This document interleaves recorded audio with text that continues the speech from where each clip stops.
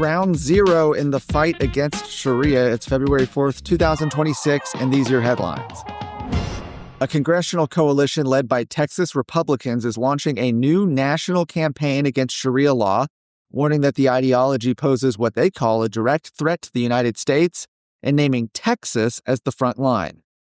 Representatives Keith Self and Chip Roy announced the formation of the Sharia Free America Caucus late last year. The group has since grown to 33 members from 18 states, including Texas Representatives Brandon Gill and Michael Cloud.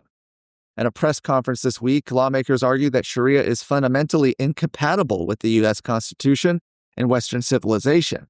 Representative Self said Sharia is a culture of domination, not liberty, pointed to Europe as a warning, and cited what he described as growing Islamic enclaves and activism in Texas cities. Representative Roy said Texas is ground zero in what he called a broader cultural clash, arguing that religious belief is protected, but political efforts to impose Sharia are not.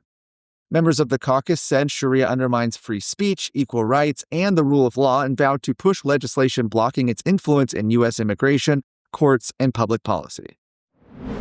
Applications for Texas's new school choice program officially opened today, giving families their first chance to apply for education freedom accounts that were created by lawmakers last year.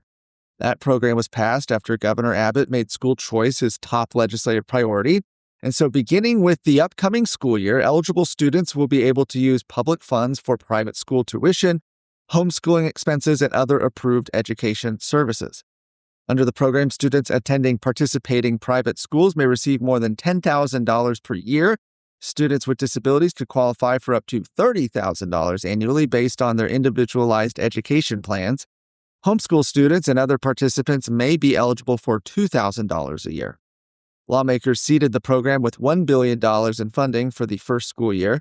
More than 1,700 education providers have already been approved, and by noon, more than 20,000 applications had already been submitted.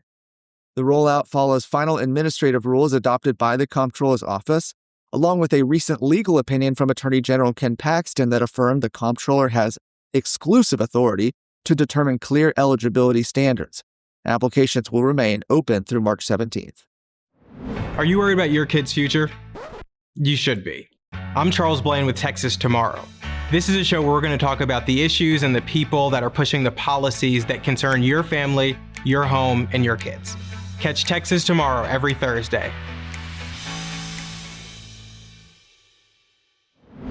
Former Texas A&M professor Melissa McCall has filed a federal lawsuit against the Texas A&M University system, claiming her termination violated her First Amendment rights after an undercover recording exposed classroom discussions about LGBT concepts being taught to very young children. McCall alleges the university bowed to political pressure from Governor Abbott and ignored internal procedures, arguing that academic freedom is under attack.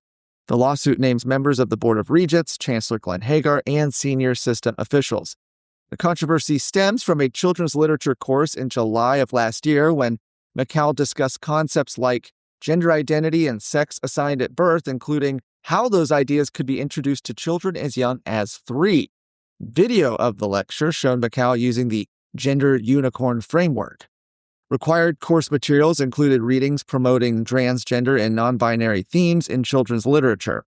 State Representative Mitch Little dismissed the lawsuit, telling Texas Scorecard the people of Texas don't want to pay for this garbage anymore. The dispute ultimately contributed to the departure of former A&M President Mark Welsh, who had defended the course content.